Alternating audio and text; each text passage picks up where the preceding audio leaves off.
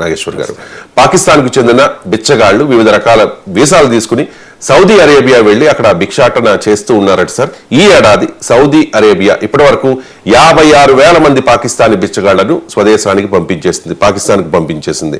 So మరో 66,000 మంది బిచ్చగాళ్లను Pakistan airport లోనే అక్కడ అధికారులు అడ్డుకున్నట్టుగా వార్తలు వస్తూ ఉన్నాయి సార్. ఇన్నాళ్ళు మనం చూసాం కదా సార్, పాకిస్తాన్ అంటే ఉగ్రవాదాన్ని ప్రోత్సహిస్తుంది, ఉగ్రవాదుల్ని తయారు చేస్తుంది, ఉగ్రవాదుల్ని ఎగుమతి చేస్తుంది అని చెప్పి. ఇప్పుడేమో బిచ్చగాళ్లను కూడా ఎక్స్పోర్ట్ చేస్తుంది. ఏంటి సార్ పాకిస్తాన్ లో ఎందుకు ఈ పరిస్థితి, ఎలా చూడాలి?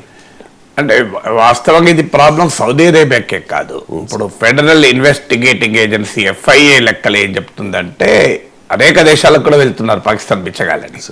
అంటే ఆ మధ్య పాకిస్తాన్ ప్రైమ్ మినిస్టర్ షబాజ్ షరీఫ్ మాట అన్నాడు, మనం అప్లపాలయ్యాం, అప్ల కొరకు మిత్ర దేశాలకు వెళ్ళినా బిచ్చగాళ్ళలాగా చూస్తున్నారు అని. అంటే అలా బిచ్చగాళ్ళలాగా చూస్తున్నారని ఆ దేశ ప్రధానమంత్రి చెప్పాడు. నిజంగానే ఇప్పుడు బిచ్చగాళ్ళను ఎక్స్పోర్ట్ చేస్తున్నారు, తీవ్రవాదులే కాదు, ఆల్రెడీ ఎక్స్పోర్ట్ టెర్రరిజం అయిపోయింది, ఇప్పుడు export begging. So Saudi Arabia 2024లో 24,000 పాకిస్తానీలని వెనక్కి పంపించింది, సౌదీ అరేబియాలో బెగ్గింగ్ చేస్తున్నారని.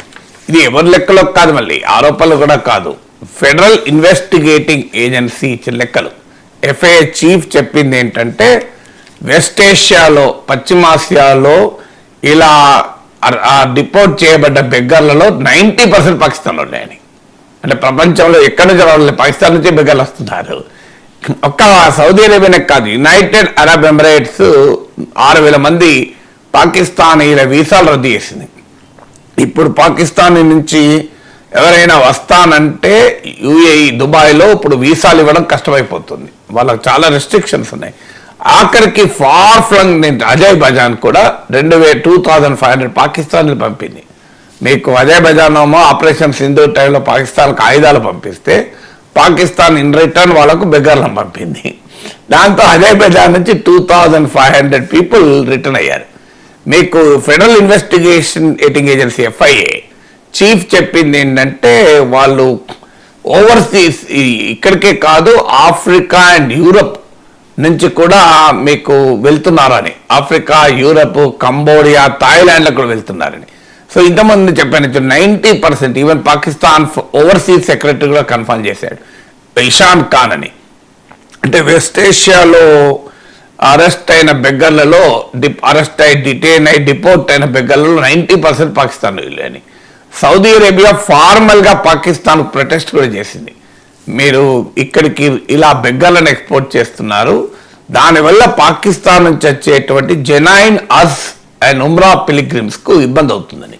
వీళ్ళు ఏం చేస్తున్నారంటే సౌదీ అరేబియాకు ఉమ్రా వీసాస్, అంటే హజ్ అంటే పాకిస్తాన్లోని Saudi Arabia is the home of Islamic holy cities కదా, మక్కా అండ్ మదీనా. మక్కా, మదీనాకు వెళ్తున్నామని చెప్పి వీసాలు తీసుకుని పాకిస్తాన్ నుంచి అక్కడ హజ్ పిలిగ్రిమేజ్ సందర్భంగా ఈ పుణ్యక్షేత్రాలకు వచ్చేటువంటి యాత్రికుల దగ్గర డబ్బులు వసూలు చేస్తున్నారు. ఇది అక్కడ ఉమ్రాకి వస్తున్న వాళ్ళు, ఈ హజ్కి వస్తున్న వాళ్లకు ఆ రోడ్డు పక్కన షాపులాగా పెట్టుకొని వాళ్ళు వీళ్ళని ఫారిన్ వచ్చేటువంటి పిలిగ్రిమ్స్లో హరాస్ చేస్తున్నారు. ఇదేదో నేను చెప్పడం కాదు, రఫియా జక్రియా అనే అటార్నీ, ఆమె డాన్లో వ్యాసం రాసింది. Dawn is the prominent Pakistani news paper, మీకు బిఫోర్ ఫ్రీడమ్ నుంచి ఉన్న న్యూస్ పేపర్, అది ముస్లిం లీగ్ స్టార్ట్ చేసిన పేపర్ అది, డాన్ అని. So one of the leading news papers of Pakistan. డాన్లో మీకు రఫియా జక్రియా అంటే మీకు వస్తుంది, ఆర్టికల్ కూడా వస్తుంది. ఆమె చాలా ఇంట్రెస్టింగ్ పాయింట్స్ చెప్పింది. వీళ్ళు మొదలు పాకిస్తాన్లో ఇదొక ఇండస్ట్రీ లాగా మొదలైంది, it is highly structured organised industry అని చెప్పింది. ఈ ఇండస్ట్రీ మొదలు పాకిస్తాన్లో పర్ఫెక్షన్ అయింది, పెద్ద ఎత్తున రిక్రూట్మెంట్ చేసి తాము రిక్రూట్ చేసుకున్న వారికి అందరికీ పర్ఫెక్ట్గా ఉపాధి కల్పించింది. అంటే అంతమంది బిచ్చగాళ్ళకు డిమాండ్ ఉన్నది అన్నట్లు. సో పర్ఫెక్ట్గా ఉపాధి కల్పించింది. సో ఈ ఆర్గనైజ్ స్ట్రక్చర్ ఇండస్ట్రీ అందరికీ పని కల్పించింది రిక్రూట్ చేసుకున్న వాళ్ళకు. ఇప్పుడు ఇది అయిపోయి ఎక్స్పోర్ట్ చేస్తూ ఇతర దేశాల్లో కూడా తమ వ్యాపార కార్యకలాపాలని ఎక్స్పాండ్ చేస్తుంది అని రాశారు. ఆర్గనైజ్డ్ స్ట్రక్చర్డ్ ఇండస్ట్రీ అని. పాకిస్తాన్ ఎకానమీలో అన్ని పరిశ్రమల కన్నా చాలా ఆర్గనైజ్ పరిశ్రమ బెగ్గింగ్ ఇండస్ట్రీ అట. సో ఆమె రాసింది పాకిస్తాన్లో షాప్స్కి వచ్చేటువంటి కొనుగోలుదారులను హరాస్ చేశారు ఇప్పటి వరకు. ఇప్పుడు ఇక సౌదీ అరేబియాలో పిలిగ్రిమ్స్ను నుంచి మొదలుకొని ప్రపంచవ్యాప్తంగా అనేక దేశాలకు వెళ్ళి క్రిమినల్ యాక్టివిటీలో పాల్గొంటూ బెగ్గింగ్ సిండికేట్లకు నడిపిస్తూ పనిచేస్తున్నారు. యునైటెడ్ అరబ్ ఎమిరేట్స్ అయితే ఒక బెగ్గింగే కాదు, క్రిమినల్ యాక్టివిటీలో కూడా పాకిస్తానీలు ఇన్వాల్వ్ అవుతున్నారు. అది మాకు ఇబ్బందిగా మారిందని చెప్పి పాకిస్తాన్ వాళ్ళను రావటానికి ఇలా రెస్ట్రిక్షన్స్ పెట్టారు.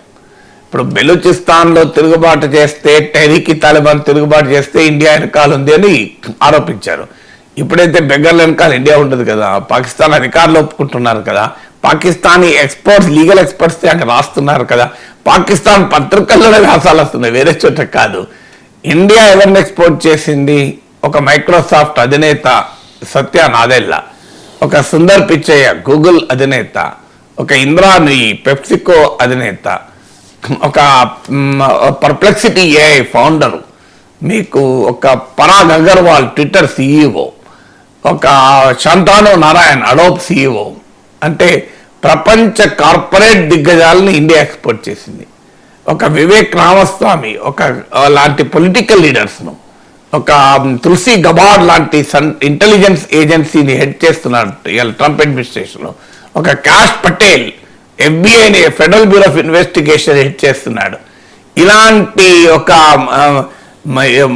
ఒక టాప్ పీపుల్, మళ్ళీ మామూలు పీపుల్ కాదు వీళ్ళంతా కూడా.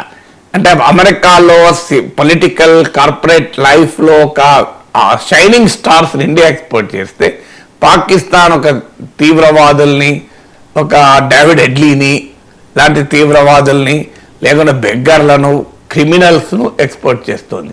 సో ఏం చెప్పగలుగుతాం మనం? లాంగ్ లివ్ పాకిస్తాన్ అనాల్సిందే. ఇదే రకంగా బతకండి, జీవించండి అని చెప్పడమే.